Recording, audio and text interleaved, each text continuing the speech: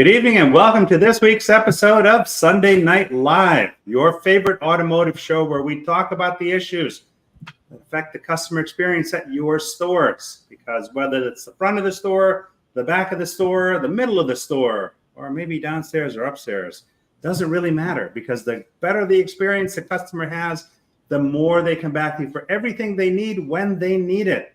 The proverbial key throwers. I had them when I ran my shops. And that's what everybody's looking for today. And that's a hard animal to find. But today we have, this is my monthly techforce.org segment. And I have with us Cesar Martinez, who's going to talk to us about a lot of things as it relates to technicians. So Cesar, welcome, man. Thank you. Thank you for having me, Paul. So why don't you kind of share your background with us for those that may not know you, and how you got to this point and some of the crazy stuff you've done. Absolutely. So again, my name is Cesar Martinez. I'm the Technician Career Development Manager for the Gaudin Motor Company, based out of Las Vegas, Nevada. We currently own 2 Ford stores. We have Ford Country, as well as the sister store, Gaudin Ford. And then we also have Gaudin Porsche, which is out in Las Vegas. And at the end of this year, we will have Gaudin Porsche of Henderson. So we will have 4 stores under our belts. I'm currently in charge of all of recruiting, all of training, all of retention for the service side of our organization. I've been with our group roughly this June 10th. I'll be celebrating a whole year, so I'm the baby of the group. I came from Ford Motor Company. I was the technical career placement manager for the Southwest region. So I was in charge of all recruiting, training, and retention for the state of Arizona, New Mexico. At one time, I covered Las Vegas, Henderson area, as well as the El Paso area, as well as Southwest Colorado. So I've worked with roughly anywhere between 85, 100 dealerships at one point, about 20 to 24 of them at a time. And our goal was specifically to help attract youths into our brand, because we were trying to do the same thing as every other manufacturer, which was try to come up with a way to help the technician shortage. Before that, I was in post-private ed for roughly about 15, 17 years in different capacities, such as admissions, financial aid, academics. So I also understand how post-secondary works. So a little bit of background about myself. I come from a low-income first immigrant family. I'm a first-generation American. I'm blessed to have both of my parents in my life. And one of the great things that come from being born low-income is you get to see, if you're fortunate to have a father like myself, I get to see him really just go out there and kind of learn new things. And because I am the oldest, I was kind of the one that was voluntold anytime something broke down or something had to get fixed. So I can remember from a young age, being 5, 6 years old, give the flashlight, just like every other young man in the trade is getting yelled at every 2-3 minutes for going the wrong way, right? So I was very involved with my dad. I did landscaping. I kind of growing up, I was not successful in school. General education courses were very difficult for me. English was my second language, so I struggled with that. But I did find that any classes that I did take that had to do with hands-on, wood shop, let's say welding, I learned how to play guitar, drums. So anything hands-on, I found at a very young age that I was successful. So I knew from the time I was in high school that I was going to attend the local community college or the local university. So I decided to pursue what other folks do, which is attend a trades program. So I attended a small college out in Glendale, Arizona called Arizona Automotive Institute. I actually took their HVAC R program that they had there, and I completed that program. And pretty much from that point, I knew I was going to do something hands-on. I got recruited from a school that needed a admissions advisor, and because I had a small background in the trades, or at least an understanding, I got recruited to the trades or into the trade program at that school. And the rest was history, as they say. And now I'm utilizing all the skills that I acquired through my experience at Gaudin Motor Company, and I'm continuing to do what I did at Ford Motor Company, which is employ our youth, get them straight to work. I hear that there's a technician shortage here in this country. Our organization does not have one, okay, and that's because we are very involved in our community. We're very involved with all of the automotive programs in our district. I mean, I could tell you there's 15 of them. I am the automotive chair for all of the automotive programs in CCSD. I also work very closely with all of the instructors. And you were asking me earlier, right before we started, what's the secret sauce? And I'm going to be honest with you, your instructors. So they are my filters. So because I have 15 automotive programs to choose from, I have 15 scouts that are out there looking for the best potential candidates that they're aware of under the roof, and then they forward them right over to me. So makes the headhunting much easier.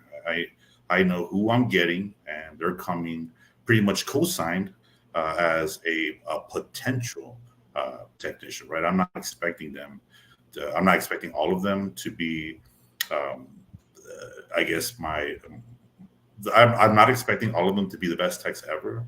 But you know what? If I could even get a handful of those guys, right, and I do that every year, then we'll continue in the path of success that we're in now. I mean, I have a waiting list for all of our stores for young men and women that are trying to come over, because they know now that the culture of our organization is welcoming our youths and turning them into senior master techs. Now, the key takeaway here, dealers, you hear everywhere, in every place I walk into, and I walk into a lot of stores every day, and the same thing I hear over and over is, I need technicians, I can't find technicians. And here, Cesar has a waiting list of technicians. My friend Ed Roberts, I went to his book signing a few months back, and he was distraught because he said he had a big turnover problem last year. I think it was somewhere just south of 5%. It was basically non-existent. He was pulling my leg. But the point is, all of the stores that complain about not having or being able to find techs, I hate to break it to you, it's not the economy, it's not my sister, it's not anything, it's you. Because you are in control of whether or not you bring some of this talent in here. I want to acknowledge a couple of friends here. Larry Feldman, good evening, gentlemen. He's my buddy from Pennsylvania. Ron Usher, my favorite retired master tech. Good evening, Cesar. And Paul with a hands up emoji, thumbs up. Michael Hill, good evening. Welcome, welcome. So before we get too deep into this, I just want to make an announcement. And after the show, I'm going to put a post up as well. And there's a couple of events happening, okay? Accelerate Driven Experience, okay? My friend Charles Woodruff, who I met through techforce.org, he has these events that are going on around the country. In Orlando, Florida, May 31st is the next one. I don't know if there's enough time to sign up for that one or not, but I'm going to post the link and then you guys can see. And then June 21st in New Jersey. All right, June 21st in New Jersey. And the post is going to read like this. Are you 14 to 24 looking for a career? Join us at Formula Drift, June 21st. It is free, and you'll get a behind-the-scenes look at the automotive industry. I'll have a link for signing up as well. So if you're anywhere remotely near New Jersey or Florida, watch this video. It's kind of cool.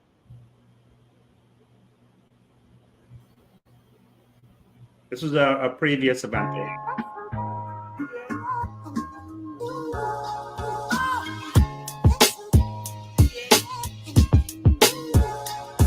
That's Charles right there.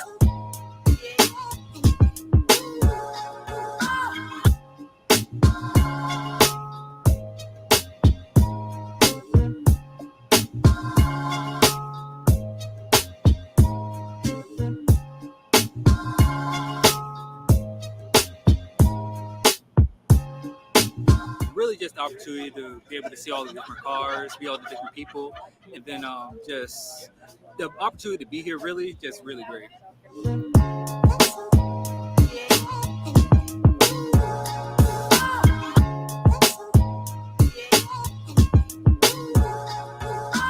The driven experience allows students to come and see backstage of Formula Drift. So they set up meetings with the drivers, they set up meetings with team owners, they get to go walk the track, they get to talk with the vendors and see how they play a role. At the end of the day, Formula Drift is a big business, so we're allowing these students to come and see the behind the scenes.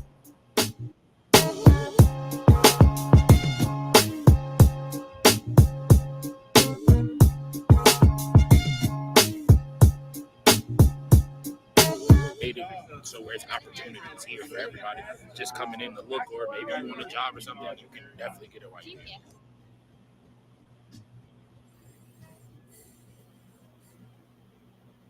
So that's what's happening. I'm planning on being at the one in New Jersey. I just have to make arrangements for that, capture some content for Tech Force. So if you have or know someone that's 14 to 24, the link will be up. Ron Usher says 100% Paul, good leader, good techs. Yeah, it's really not rocket science, you know. When I asked Cesar what's the secret sauce, you are the secret sauce, right? You've placed, I would imagine it's got to be a lot of people at this point. Well, I would say that in my career, over 1,000 youths, anywhere from high school to vocational, post-secondary to community college. I would say that the demographics that I hire the most are my youths. So even now, before our youths were graduating, we already had 5 high school seniors already placed in our stores, because we get it. We understand the investment starts now. I know traditionally many organizations wait until the end of the school year to go hire. Let me tell you, that's definitely not the way to go recruiting, right? I'll tell you that if you're my competition, I'm beating you to the punch.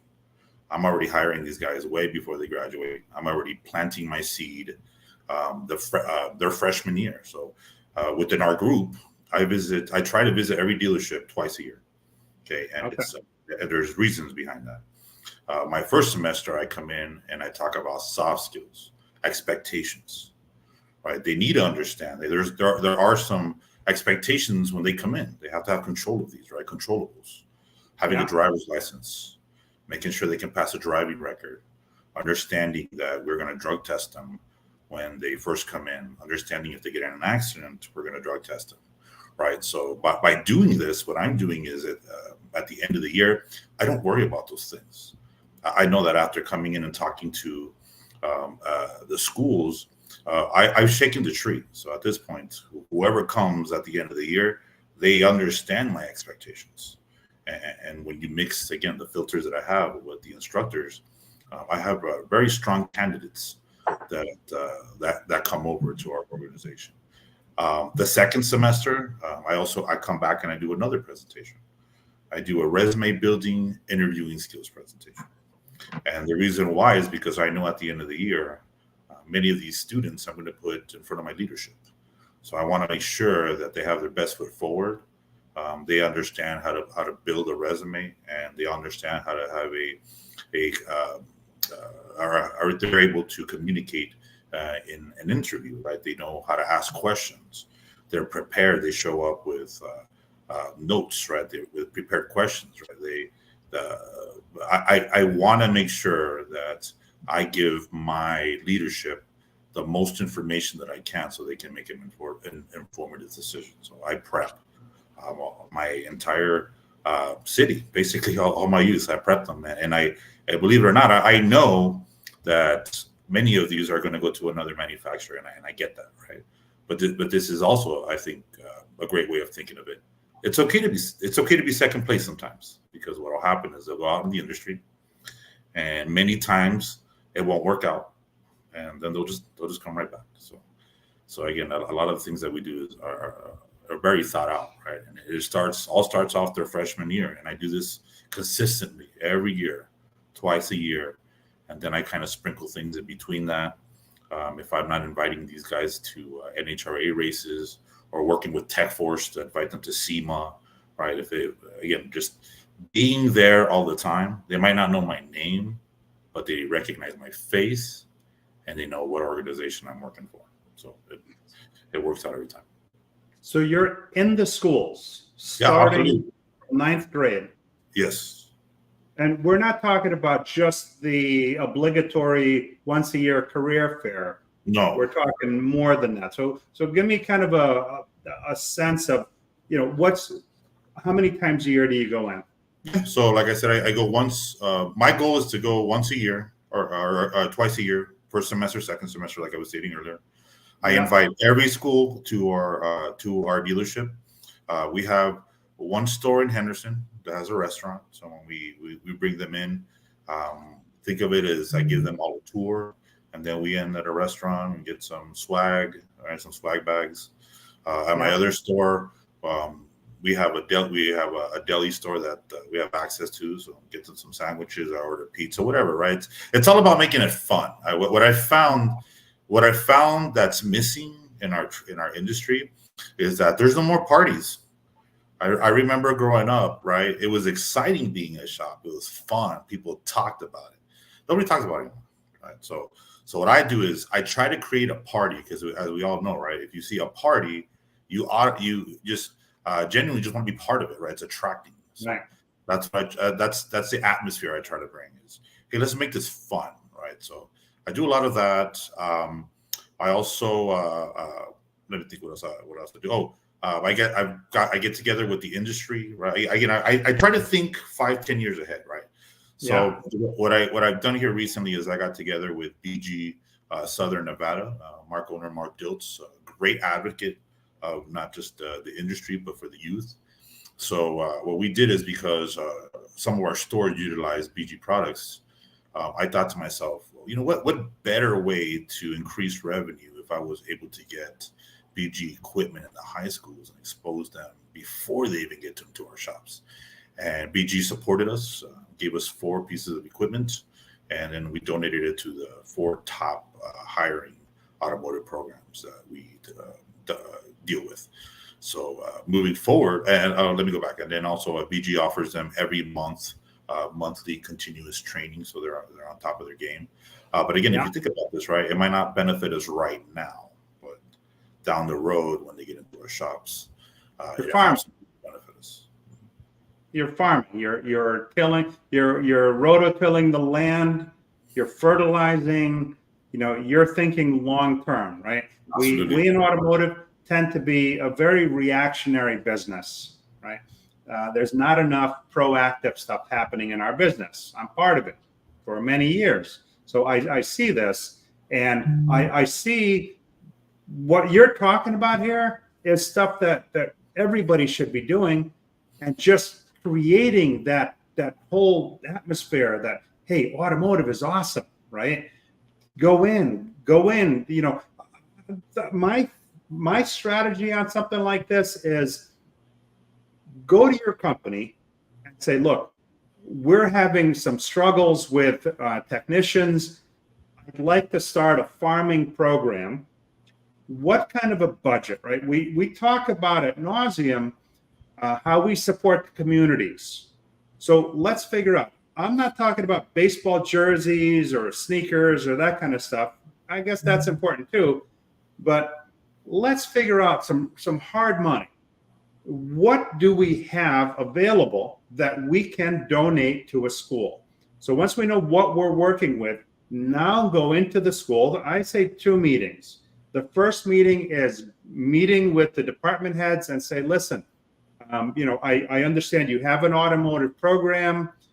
I know that budgetary constraints are always top of mind in schools, so they may not necessarily have everything they need or everything they want, right? What do you need?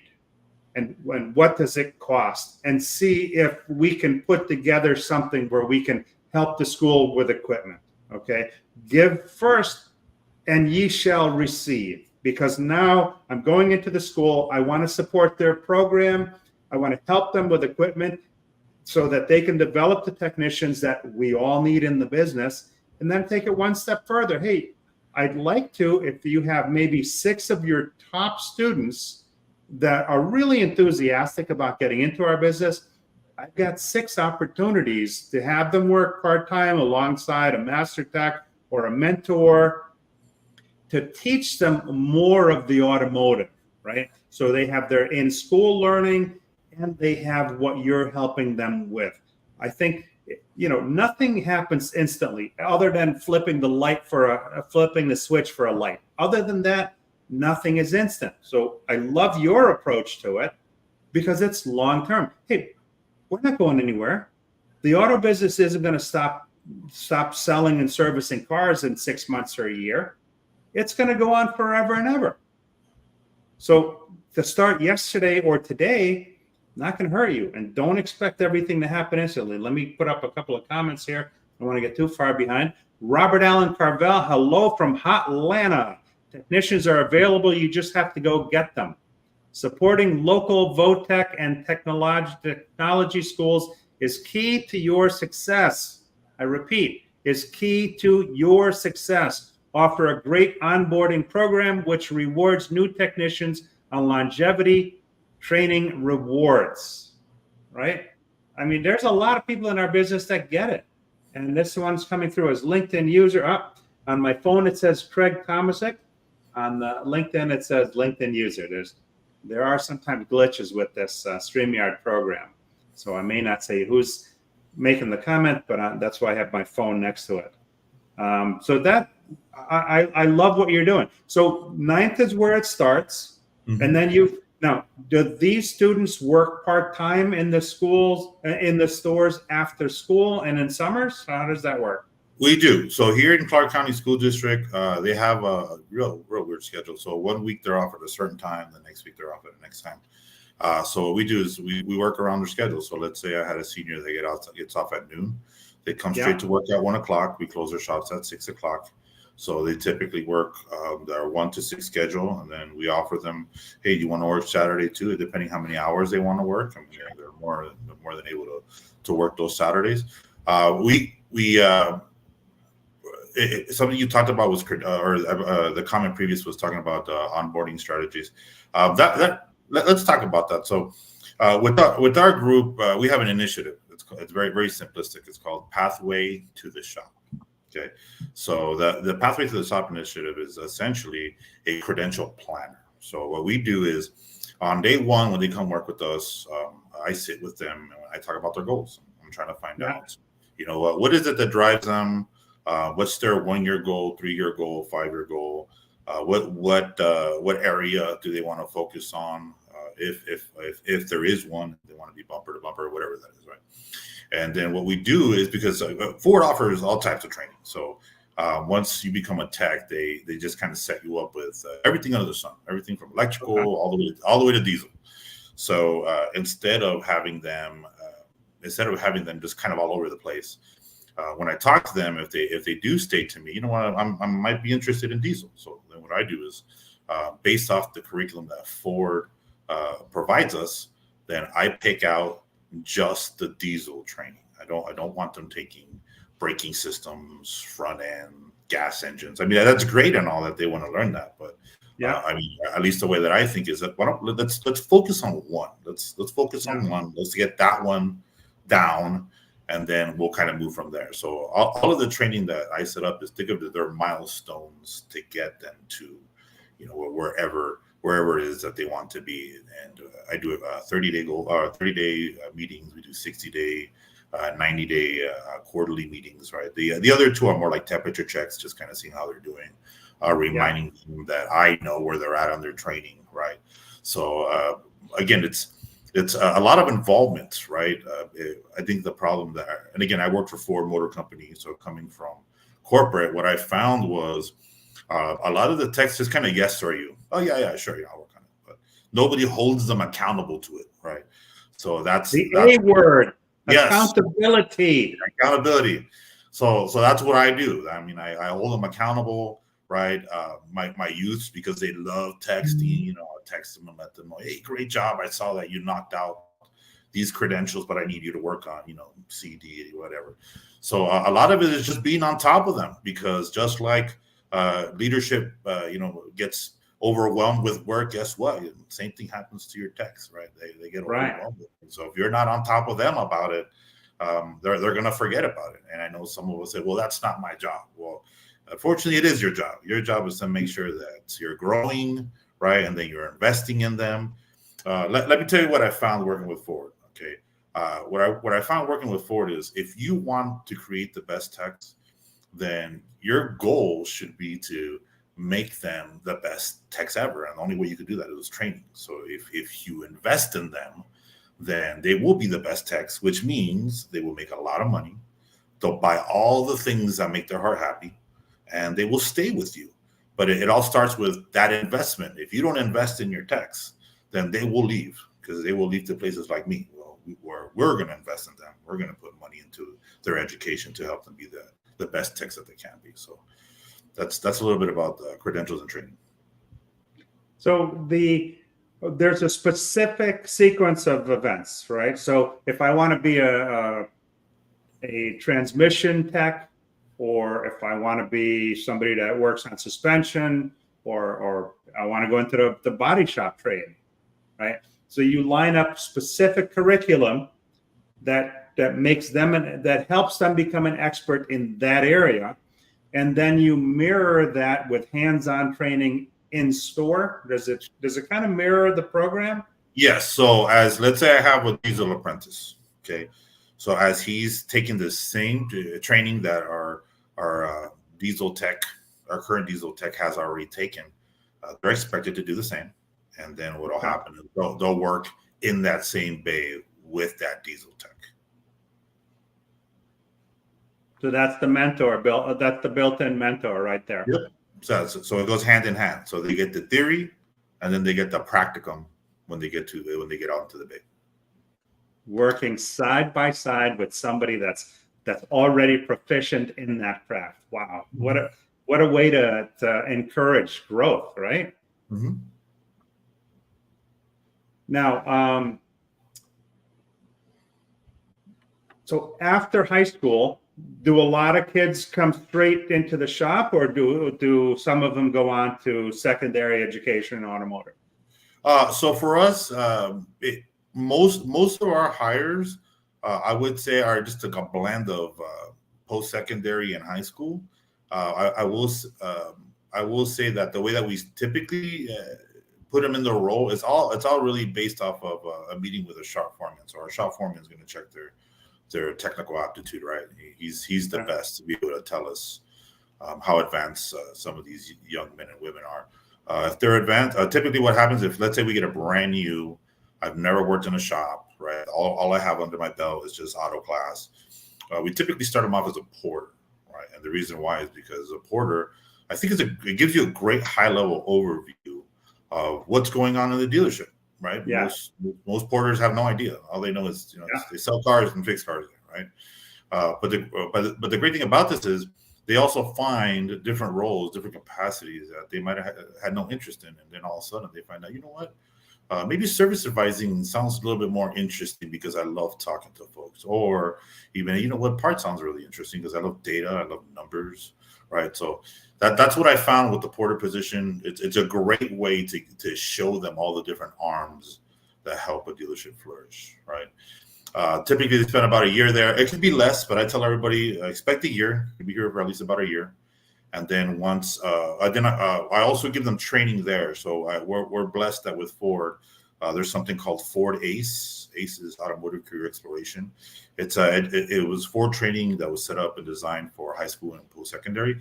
So I currently utilize that as more or less as a carrot. So I give the porters access to that training, and then they complete that training, and then they can come talk to me about becoming a quick lane tech. I mean, they know off the bat, don't even come and ask me about becoming a quick lane tech if you haven't even showed your investment yet, right?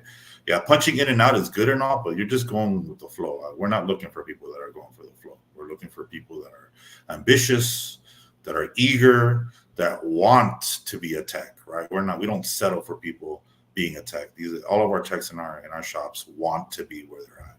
And again, by giving them these milestones, right? The first one is they go knock out that Ford training. Then we get them into the quick lane.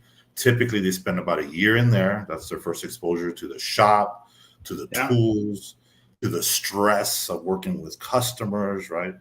And after about a year of that, what typically happens is they go into an apprentice role into the main shop, roughly about another year.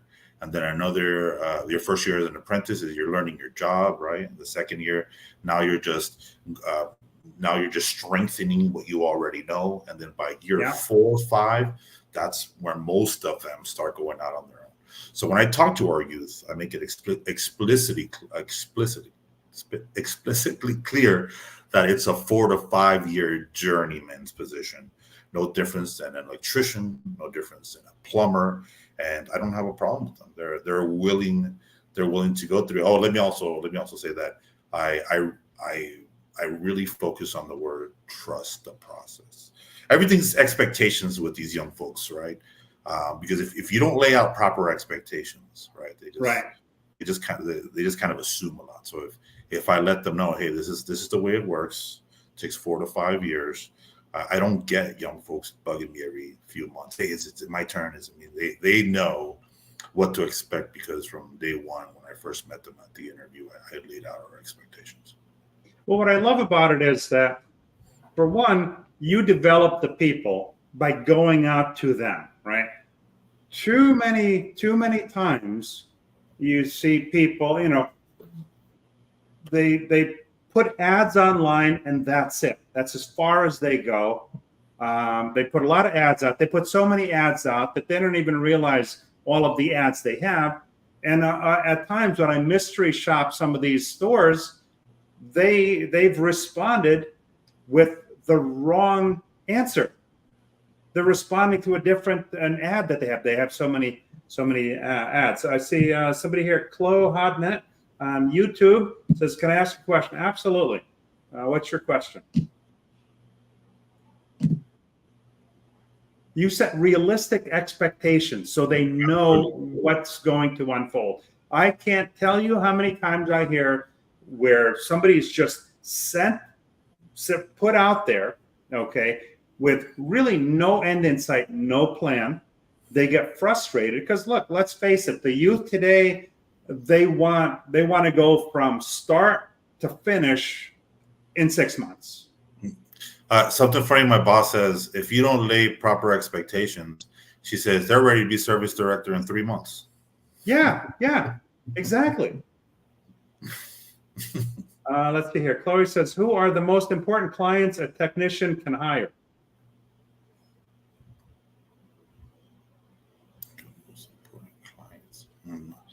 I'm not sure I understand that question. The technician doesn't hire the client. The client hires a technician. The shop hires a technician. If you want to clarify that, we'll be happy to answer it. Oh, typo. So you set the right expectations so they're not coming to you 3 months later looking for the service director's role. And I love the starting them as a porter. A lot of stores I go into, some of their technicians and some of their service advisors started off as porters. And that's a great way to start because look, our business has its own culture, our own language, right? And it's very important for somebody coming in to understand what that language and what that culture is. And coming in as a porter, I say that's the perfect way to do it. All right, it says here, she says, whose clients are hired by technicians on a daily basis, month to month? I'm just getting started, so I don't know everything. Which clients I mean? I'm not understanding the question.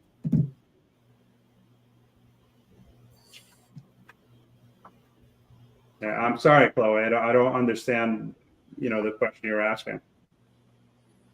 If you're asking who hires technicians, Whose clients are hired by technicians? Yeah, I'm not understanding that question. From a technical perspective, Cesar. yeah, I still don't understand your question. I'm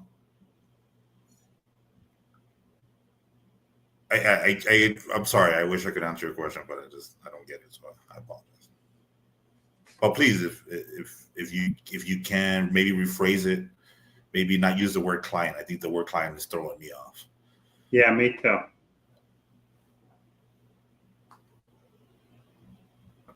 All right. So you set the realistic expectations. They go through different, a year of this, a year of that. And then the main shop, what, 3-4 years, did you say? Yeah, I would say altogether it's about 4 years, and by like year 4, by that point you should be on your own, right? I think. Okay. Let's talk about that. Okay, so let's talk about our youth going straight into flat rate, right? For the folks that are listening, let me share with you. I don't think that's a good idea, right? Getting a young man or woman young woman right out of high school or vocational program or community college, where you get them, putting them straight in a flat rate. I think what you're really doing is you're burning them out way too quick, right? Right. And what happens is by doing something like this, you're going to give them a bad taste for the industry, and they're going to leave the industry altogether. Okay, because now they're going to think in their mind, because remember their bubble is this big, right? That everybody's like this, right? And the reality is it's not, right?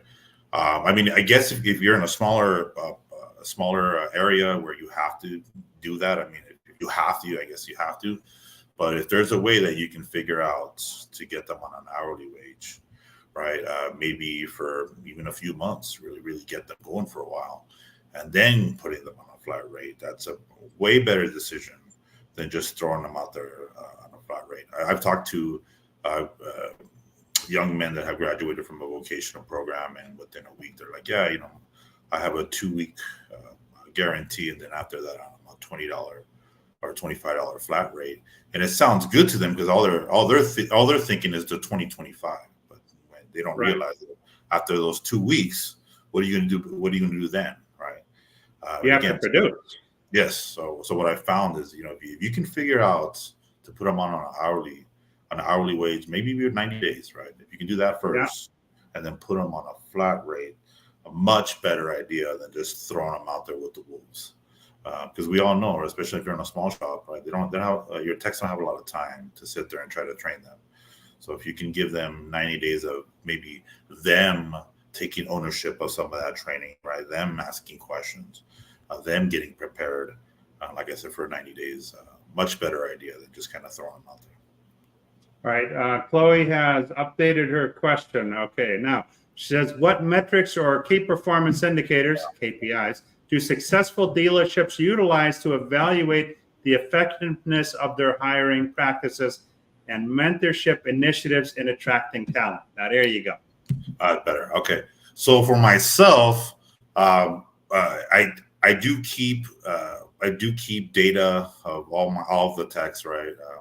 So I would say right now I have 60. So I remember I started June 10th, so I haven't even been a full year. I've hired roughly about 61 folks, and I've lost 5 or 6 right off the bat. Right. So a very heavy retention, but a lot of it is yes, and I would say again a lot of it. I would love to take all the credit for myself, but it really is just it's a community working together. That's the only way I can really explain it, right? We have stakeholders that care, right? We have the community, we have our dealerships, we have the school system, right? We do a good job working together. So is that the norm? I doubt, right? But a lot of it is because we're very strategic about the moves that we make and the connections that we have, right? And I think I do a good job making sure that I'm involved with any opportunity to engage with the youth. Tech Force, the reason I came across, I know them is because any opportunity they've ever given me to be in front of a young man or woman that wants to take be part of the industry, I've taken it. I've worked Barrett Jackson on the weekends, right? Nobody paid me, right? I did this 2 weekends straight, right? And because I look at the big picture, I know that they might be kids right now, but I like to hope that one day when they get older, they see me and they'll say, "Hey, I remember that guy. That's the Ford guy. That's the Ford guy that came and talked to me about turning my interest into an actual career," right? And that's something that I think I do pretty well. Is I'm able to find these youths that have this interest and show them, hey, you know what, you can make some pretty good money messing around with some cars, right? But yeah, a lot of it really is just visibility more than anything, right? You asked me this earlier, right? Do you just come once a year? That's wild that most people do that. They just come around once a year, and then by that point they're in competition with not just other manufacturers and dealers, but they're also in competition with the school systems. You have all these post-private automotive programs that are out there trying to fish these guys, right? But again, if you do it right, you start off when they're ninth grade, you share with them, hey, you know what? You don't have to spend those tens of thousands of dollars, right? If you do what you got to do while you're here in class, you get good grades, show up every day, show up on time every day. Guess what? I'll give you an opportunity to come work at my dealership. We're going to train you. It's going to cost you absolutely zero. You don't have to pull out any student loans, and at the same time, you could provide yourself a paycheck, right? So that's a good paycheck at that. Yes, and let me also say that I have no problem with private post-secondary education programs. I went to one. I'm a big advocate of UTI. They're all over the country, right? But I also am an advocate of, hey, if you don't have to pull out student loans, don't do it, right? If you don't have to, right? So if you get that opportunity because you have great behaviors and great skill set, then shoot, follow that road, right? You end up a big picture making a potential 6-figure career with zero student loan. That's better off than a lot of folks. Yeah, zero investment other than time and attitude. We can even talk about that. Something that I look for when I'm working with our youth, right? I'm not so focused on technical aptitude. Just so everybody knows, right? I'd rather have somebody, like I keep saying over and over, right? Shows up every day, shows up on time. But here's the digital I come up with. That's funny. But yeah, so I'd rather hire a young man or woman based off their skill set. You know what I mean? Right. As we all know, you can teach anybody how to turn a wrench. That's the truth. You can turn anybody right. You can teach anybody righty tighty, lefty loosey. But what you can't teach people is how to show up on time. You really can't. But by the time, at least, and maybe I'm too stern about this, but I firmly believe that by the time you're 17, 18 years old, if you have a problem showing up every day to school, if you have a problem showing up on time every day to school, guess what's going to happen when you graduate from high school? You're still going to have those problems, right? So that's why for me, it's behavior and soft skills are the most essential thing to being a tech. It amazes me when I go into stores and, I ask every store I walk into, regardless of brand, I ask them, who are some of the local schools in your area? Do they have automotives programs? And, do you have any affiliation with them? And the answers I get oftentimes are, no, I don't know. Or, yeah, I think there are a couple, but nobody makes the effort to go out and visit the schools, right? I think if you looked and saw, hold on a second here. Okay, we're getting out of hand with the comments here. Let's see. Okay, there we go. Just take care of that. If you go to the schools, maybe quarterly, okay, and you go and you bring value, you offer to help them develop a program, or you offer to help them maintain a program, right? Don't go in like this and expect somebody to give you stuff, right? Go in first wanting to help them. Yeah, let's talk about that. So I'll say that something that made me very successful right off the bat is I understood how important the instructor's role is. Okay, for you folks that are looking to work with a store, right? Your goal should be to make the instructor your best friend. Okay, that's your goal. If you can make them your best friend, then they will do anything in their power to send young men and women to your shops. Okay, and it doesn't take a lot to make them your best friend. Okay, Right. First thing you do, show up to their advisory boards. Okay, I work with Ford Motor Company. I've been to many advisory boards, and I couldn't tell you how many times I was the only person there. Okay, but again, that benefited me every time because I didn't have no competition on that. If you want to outwork people, do little things like show up to an advisory board. Most schools have 2 of them a year. Next thing you can show up to is their career fair. That gives you 3 opportunities right off the bat. If you add my 2 presentations in there, now you have 5 different opportunities. You're not the only human or the human body from the service department that can show up to these things. You can send other people. You can send parts managers. You can send your service manager, right? Any member of leadership, right? You can send out there just to participate. Remember, they don't have to know your name. They just need to know your organization. Okay. We had a brand new school that opened up this past year here in Las Vegas. It's called Northeast Career Technical Academy. They only had freshmen and sophomores. Okay. Nobody else thought, hey, let's go see what they need, right? First thing I did is, what can I help you with? Hey, we need safety glasses. No problem. Showed up with 2 boxes full of safety glasses. Okay. Next thing, what else do you need? Hey, we like some shop shirts. No problem. I got shop shirts with all 3 of our stores branded on the back of them. I said, here you go. No, here's the shop shirts. Hey, we need banners. I got banners on. These things are minuscule compared to the return and the crazy money that's found in the service department. It doesn't cost anything, right? These are little things, right? And again, these are freshmen and sophomores. Now, let me share something about this school. This school with freshmen and sophomores are going to be at USA Skills Competition Nationals, freshmen and sophomores.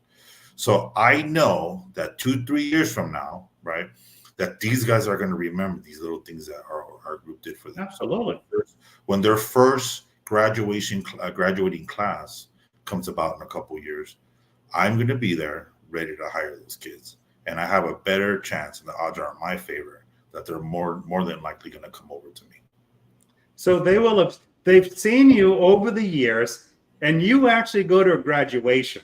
I do. I go to graduations. I would have gone to Skills USA in the state. Okay, here's another one, guys, for anybody that's watching, right? Next year, because Skills is over, find out when your nationals, or excuse me, when your local Skills USA competitions are. Go find out when your state skills competitions are. Those are the best of the best kids. Those kids didn't accidentally fall in there, right? These young men and women have worked really hard to get in those positions to compete with some of the best kids in your local area or in the state, right? So if you're looking for some of the best, I would definitely tell you, go to your local Skills USA website. Typically, they have the rankings there. They'll tell you what schools got gold, silver, bronze. Like, that's where you need to go mine. That's where you need to go farm. Wow. Where those are. That's gold right there, man. Yeah, I mean, I can share all types of cheats with you guys, but that's a freebie for you guys. That's literally, man. That's gold right there. And Marshall Sheldon, he's a guy I'm connected with on LinkedIn. He's that guy. He goes to these meetings. John Frazier goes to the schools with regularity. But there's not enough of us out there doing this, and we're the ones that need the help. Think long term. And money. There's plenty of money. All right. I walk into some dealerships, and they've invested 6 figures into a hunter machine, let's say, that just sits there. That's not being utilized. Right. And it's a great machine. It's a retention tool. So you can't tell me there isn't money to go develop your own market, your own technicians. Make that investment, spend the time, and it will pay off. I'm just shocked at the number of people that don't do it, because it's a common complaint.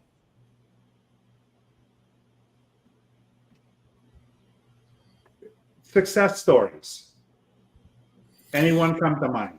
I do. I was thinking. I was thinking long and hard about my success story. So, I have one in particular.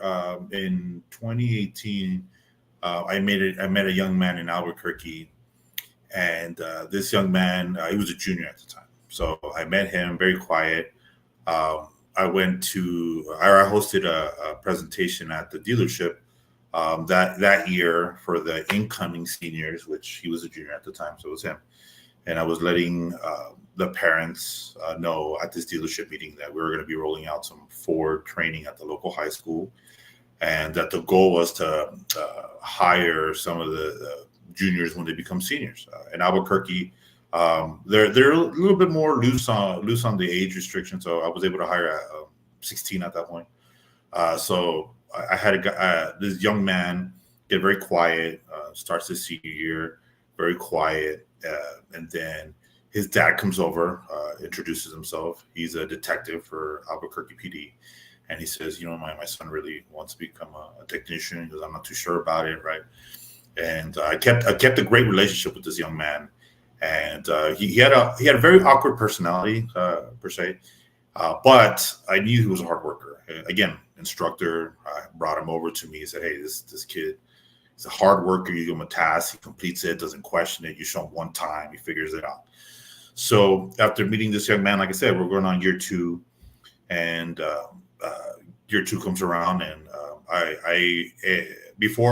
so everybody interviews me first round, and then what I do is I also coach them on how to interview on the second, right? And I do that because I feel I'm in a big brother role. So as a big brother, that's what you do, is you prep your little brothers. That's a good way to approach it. I do. So I prepped him, and I warned the shop foreman, hey, by the way, I want to let you know, it's a little awkward, but just trust me, this kid is just a hardworking kid. So we ended up hiring him at that store in Albuquerque, and he had a hard first 6 months. I mean, this generation, I think as parents, right, we try to make everything easy, but then when they leave the house, it's tough on them. So this man was, or this young man, he was having a difficult time. What was he having difficulty with? Just growing up, like, hey, somebody yelled at me, somebody, got mad, like it was little things here and there, and I just coached him through it. He had self-doubt, and my whole theme is 1% better, right? As long as you can look at yourself and say you're 1% better than the day before. And then he called after about a year or so, right? We just kind of stopped conversating and then or communicating, and then he called me right before I left, and he was in Texas, and he was at this point about 2 years away from getting his master tech, right? And he was living on his own. His parents were still in Albuquerque, and wow. I mean, it was a great feeling, right, to know that this guy self-doubted himself so much, and then big picture is he did it all on his own. Like, I don't take any credit for it. I'm just grateful that I had the opportunity to open up whatever doors he needed open, right? That's a great story, and I'll let you guys go with one more. I had a young man last year that came to me that wanted to work for Porsche, right? And for Porsche, it's big shoes to fill. First, you got to be able to drive a manual transmission. And if folks don't know, this generation, they can't drive manual transmission, right? 1 out of 100. So I told him he needed to learn how to drive a manual transmission. He went learned how to drive a manual transmission. He came back to me, and I said, "Hey, you need a shirt and tie because that's the way it works over there. They're expecting you. They're expecting some big stuff coming out of you. So you need a first day interview. You need to show up, big boy, shirt and tie." And he says to me, "I can't afford a shirt and tie, right?" And I said, "Okay, you have slacks?" He said, "No, I don't have slacks. Right? You have a belt?" "Yes, I have a belt." Okay. So essentially, I went to Goodwill, right, and I got him a shirt, tie, boots, and pants, and he went for the interview, right. He didn't get the position, but because he showed me, right, that he really wanted this. Remember, I'm all about care. He works for me now at one of the Ford stores, and he's still a porter, wrapping up his being a porter at the end of this year. He'll be a quick lane tech, but I almost bet he'll be here forever. I doubt he'll ever leave, because if it wasn't me to show him that I cared just as much as he did, then I don't believe he would. I believe that after the Porsche interview, he just would have hung his head down low and walked away, right, and just kind of faded out. But because of that, he came back to me, and like I said earlier, right, when it's all right being second place sometimes, because when they come back, right, they end up working with us anyway. So now I have him working at one of our Ford stores. Just a great kid overall. I can't imagine what he's going to be down the road. But those are probably two of my best stories thus far working for this group. That's a hell of a story, man. That hits me right here. Yeah, and again, working as a community, being a big brother. That's what it's about. You don't hear those kind of stories. Not today. But it's not too late. We can rewrite. We can rewrite stories, right? That's the great thing about it, is we do absolutely have the power to make change, right? I know I'm just one person, right? But I'll tell you that when I worked with Ford and I covered my region, right? I mean, I saw the numbers from my dealerships, and then I saw what I was doing. I saw that I was able to place all these folks, and it was because we had a group that cared. We all worked as a village to attack, one cause. And the wildest part is we're all working on the same cause, just like on our old different islands, right? If we work together and put all of our energy together, we can solve this problem. Like this idea that kids don't want to work, that's BS to me. I can show you them. Come to Vegas. I will show you kids, right, that can work. I have them all over. One of my stores that I work with called Ford Country. I'll tell you there, our average tech is about 30 years old. The oldest tech we have there is about 36, right? They have about 40, 50 techs there, okay? These are long-term people. Yes, these are all youths. And the reason why is because I was working with Ford Country 6 years ago. So they were one of the first groups. And when I got there and I said to them, "Hey, this is what Ford wants to do. We want to help you start planning for the future." They actually did something, right? I couldn't tell you how many of them did nothing and still have done nothing. And the wildest part is if they would have just listened when I first met them, they would be in the same position as the current store that I'm in now, where they don't have a retirement problem. They have, like I said, their oldest techs are about 35, 36 years old. The rest of them are average about 30 years old. What you shared here tonight, I mean, we're not talking rocket science, right? We're talking good, basic, solid practice. You show people that you care, all right? I think the stats are half the people that come into our business within the first couple of years, they're gone. 2 years, gone. Hey, let me share how you fix that. Goes back to training. Okay, I found some information on when I worked for Ford. Same thing with us. We were losing them about a year and a half into it. And what I found was those were folks that had 0 certifications. Remember, the investment. If they don't feel you're invested in them, why would they want to stay? They have no ties to you.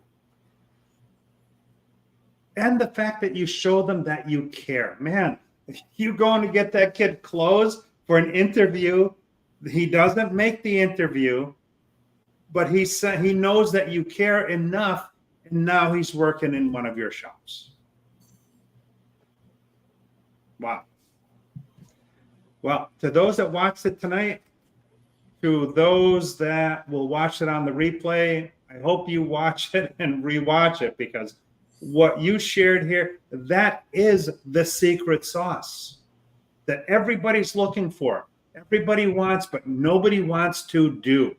And to your point of the kids don't want to work, when I hear somebody say that, no, it's not that they don't want to work. They don't want to work for you because Absolutely. you're not showing them the value in what you bring to the table for them first. Always do more for somebody else with no expectation, and you'd be amazed at what comes back at you. Wow. Yeah, if any of you are interested or maybe need some help strategizing or maybe don't know where to start off, please reach out to me. You can find me on my LinkedIn. I'm with Gaudin Motor Company. Again, my name is Cesar Martinez. Yeah, give me a jingle, and I'd be more than happy to at least help you create some type of a pathway, right? To at least get started. The story with the kid brings a tear to my eye, man. That's a great kid. Great kid. Yeah, it's like I said, I'm blessed. I'm blessed that I work for this great group. There's no other group, at least I believe I like to believe that we're the only group that do things like this, right? And that's and something that we didn't talk about, and I'll just touch on it, is to support everything that we're doing. We're actually opening up our own vocational program. I'm in the process of doing that right now. So we're gonna save kids tens of thousands of dollars. And we're going to be training them ourselves. We're working on getting it ASE certified. A lot of other great stuff that are going on with our group. wow. And TechForce, $4 million this year. Yes. That's what's slated to be given out in scholarships. Go apply for scholarships. There's free money out there. All it takes is for you just to hop on the computer, get on techforce.org, go in there, create a profile. It's not very difficult. And the best thing about creating a profile is anytime that they have upcoming events that are in your local area, you can get tickets for all types of stuff. I've seen tickets for Meacham Auctions, SEMA, Barrett Jackson, all types of stuff. So a lot of great incentives being part of the techforce.org group. All right. So after the show, I'm gonna post the Accelerate Driven Experience, the drifting event that's coming up in New Jersey on June 21st. Hope to see a lot of you there. I'll be there with camera in hand. Cesar, thank you very much, man. I really appreciate it. All right, we'll talk. Have a great night, guys. Best wishes to everybody. We'll see you next week on Sunday Night Live. You know the difference between a camshaft and a crankshaft. You know that the McPherson strut is not a dance move. You get it. Others don't. There is finally a place for you, with millions of dollars in scholarships for you. VIP tickets to events like SEMA, Formula Drift, and Meacham Auctions for you. Training, contests, and prizes for you. Apprenticeships and jobs for you. TechForce was built for techs like you. Here's what our friend Vaughn Giddens Jr. has to say about TechForce. What's up, everyone? I'm world champion drifter and professional fun haver, Vaughn Giddens Jr. I'm reaching out to you today to let you guys know about TechForce, a new peer-to-peer effective network designed to give aspiring present and future technicians a place to show their stuff. Pretty cool, right? So make sure you head to techforce.org. Have fun. Wow! Thanks, Vaughn. So check TechForce out, everyone. www.techforce.org or scan this QR code. Seriously? Have you scanned the QR code yet? It's right there. Come on. VIP events, scholarships, just check it out. Personalize it. Do it your way.